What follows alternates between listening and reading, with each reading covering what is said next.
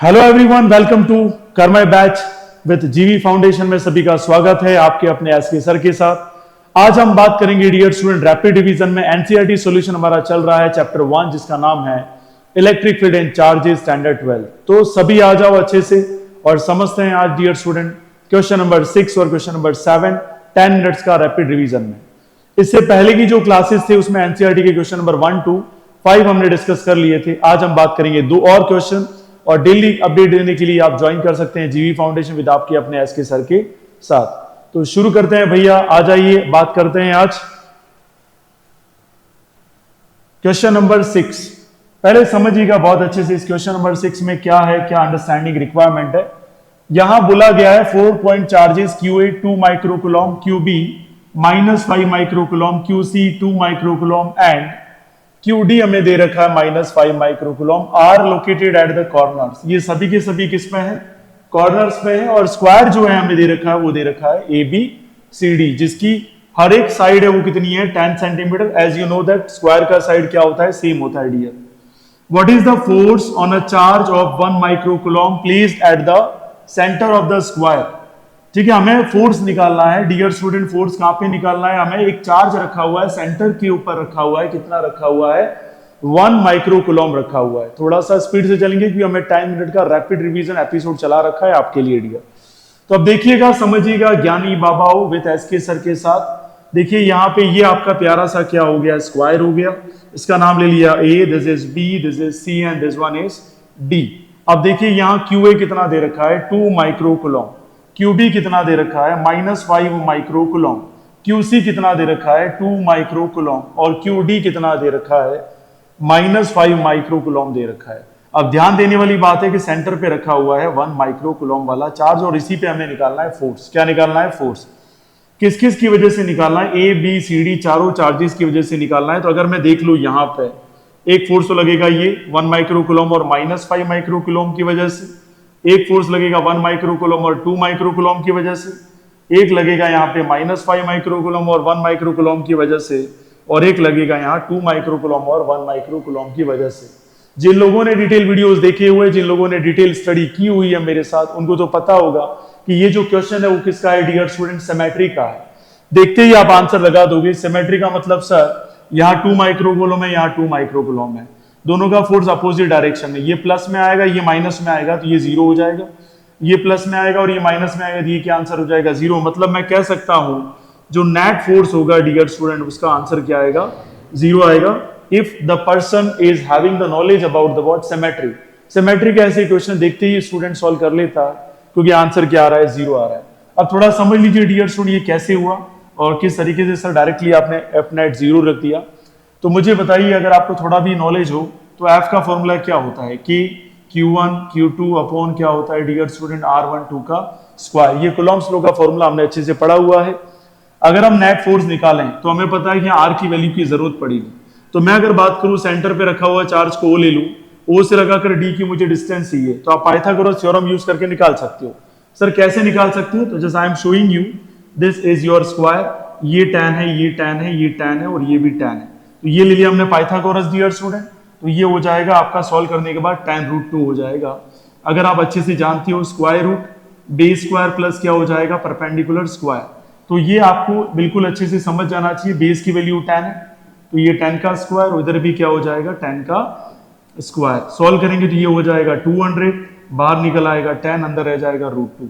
पर हमें तो सेंटर से चाहिए, O से यहां तक की डिस्टेंस चाहिए, ये है R हमारी। तो यहाँ क्या हो जाएगा? R बराबर हो जाएगा tan√2 बाई क्या हो जाएगा? 2। तो आंसर आ जाएगा 5√2। R हमें मिल गया। अब R की वैल्यू रखते जाओ डियर स्टूडेंट।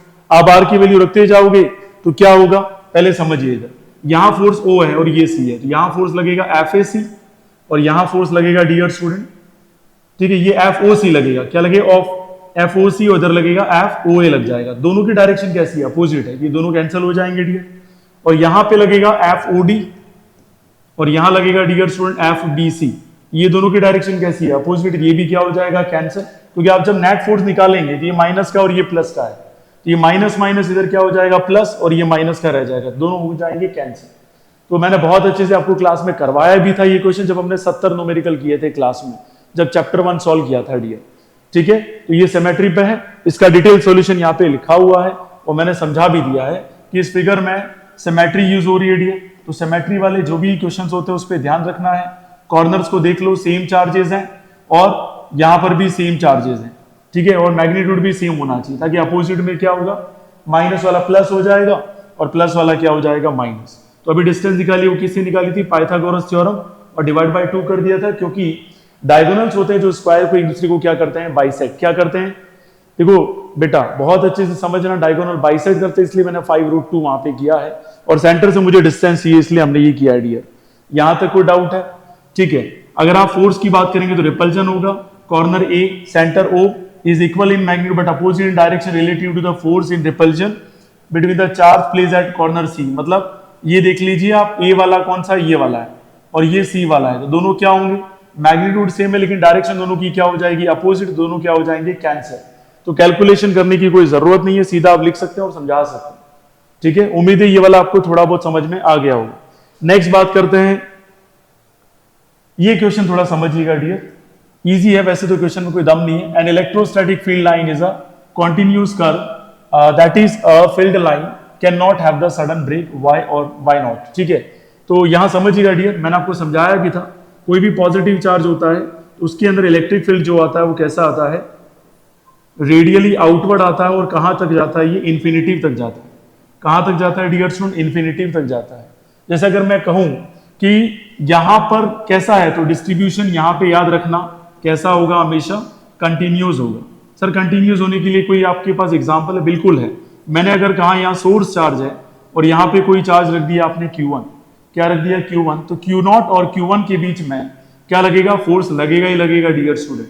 और ये फोर्स ही इंप्लाइज करता है कि यहां पर भी कंटिन्यूस चार्ज क्या हो रहा है, डिस्ट्रीब्यूशन हो रहा है, और ये चार्ज कहां तक जाएगा, इन्फिनिटी तक जाएगा मेरे भाइयों, जहां तक आप लोगों की दुआ जाती है डियर स्टूडेंट, आपके अपने एस के सर के लिए, ठीक है।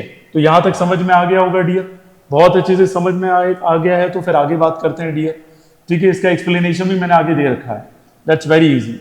Explain why two field lines never cross each other at any point. ये ए वाले का आंसर हो गया। अब बी वाले का समझ लीजिए स्पीड के साथ डियर स्टूडेंट। अगर मैं आपसे कहूं कि दो इलेक्ट्रिक फील्ड लाइन क्रॉस हो रही है, तो सबसे इजी मैं आपको समझा देता हूं, कोई डिटेल में ऐसा 10-15 मिनट नहीं खाना, 10 मिनट में 2 एग्जांपल अपने आ जाने चाहिए। अगर 2 एनसीईआरटी के क्वेश्चन 10 मिनट में हो जाते हैं, मोर देन इनफ है। आपको पता है कि इलेक्ट्रिक फील्ड एक कैसी क्वांटिटी है, इलेक्ट्रिक फील्ड एक तरीके से वेक्टर क्वांटिटी है। कैसी क्वांटिटी है, वेक्टर। और वेक्टर क्वांटिटी के 2 डायरेक्शन पॉसिबल नहीं है मेरे दोस्त, ठीक है, ध्यान रखना। मतलब एक पॉइंट पर 2 फोर्स भी पॉसिबल नहीं है, ठीक है, ये भी बात ध्यान रखना, 2 फोर्स भी पॉसिबल नहीं है। एक पॉइंट से इधर भी डायरेक्शन आ रही है, इधर भी डायरेक्शन आ रही है, ठीक है। तो ये डायरेक्शन एक फोर्स की आ गई, इधर एक फोर्स आ जाएगा डियर स्टूडेंट, तो ये वाला इधर ही ले लो, ठीक है। तो ये देखो, अब ये 2 डायरेक्शन पॉसिबल नहीं है, क्योंकि इलेक्ट्रिक फील्ड एक वेक्टर क्वांटिटी है। सिंगल पॉइंट पे 2 डायरेक्शन आ जाएगी, 2 फोर्स, और एक टाइम पे 2 फोर्स डिटरमाइन करना पॉसिबल नहीं है डियर। इसलिए हम कहते हैं कि यहां 2 फील्ड लाइन है, वो कभी एक दूसरे को क्रॉस नहीं करती है, किसी भी पॉइंट पे नहीं क्रॉस करती, क्योंकि एक पॉइंट पे 2 फोर्स आ जाएंगे, और वो 2 फोर्स आती 2 डायरेक्शन लेके आएंगे, और वेक्टर क्वांटिटी कभी भी 2 डायरेक्शन लेके नहीं आती एक पॉइंट पे, उसका फिक्स डायरेक्शन होता है डियर। इसका एलोबरेट जो पॉइंट ऑफ व्यू यहां समझाया हुआ है उसको देख लीजिए dear student. An electrostatic field line कैसी होती है, कंटिन्यूस कर्व होती है, बिकॉज कोई भी चार्ज एक्सपीरियंस करता है continuous force when trace in electrostatic field. कहने का मतलब ये हुआ, कोई भी अगर आप रख देते हो, जैसे मैंने कहा ये आपका टेस्ट चार्ज है, वो मान लो इलेक्ट्रिक फील्ड लाइन इनफाइनाइट तक बना रहा है, ठीक है, तो बीच में कोई चार्ज आ गया Q1, तो ये भी इलेक्ट्रोस्टैटिक फोर्स फील करेगा, एक्सपीरियंस करेगा डियर स्टूडेंट, नहीं करेगा ऐसा नहीं है, करेगा, 100% करेगा। So line cannot have the sudden break because the charge moves continuously and does not jump from one point to other. एक बात तो ये समझ आइए, if two field lines cross each other at a point, second वाले का answer, तो electric field intensity will show the 2 direction, एक पॉइंट पे 2 डायरेक्शन है, वो पॉसिबल नहीं है, hence two field lines never cross each other, क्योंकि इलेक्ट्रिक फील्ड अपने आप में कैसी क्वांटिटी है, वेक्टर क्वांटिटी है। सो मुझे उम्मीद है कि जो मैंने अभी आपको पढ़ाया वो समझ में आया भी होगा। इसकी डिटेलिंग बहुत अच्छे से मैंने समझाई हुई है, ये खाली एक रैपिड रिवीजन है ताकि आपका पॉइंट ऑफ व्यू क्लियर होता जाए और एनसीईआरटी के क्वेश्चन आप अपडेट रहें। तो नेक्स्ट क्लास में हम बात करेंगे dear student next 2 question with rapid revision 10 minutes with SK sir. तो इजाजत दीजिए, नेक्स्ट क्लास में मिलते हैं। Class is over, thank you so much.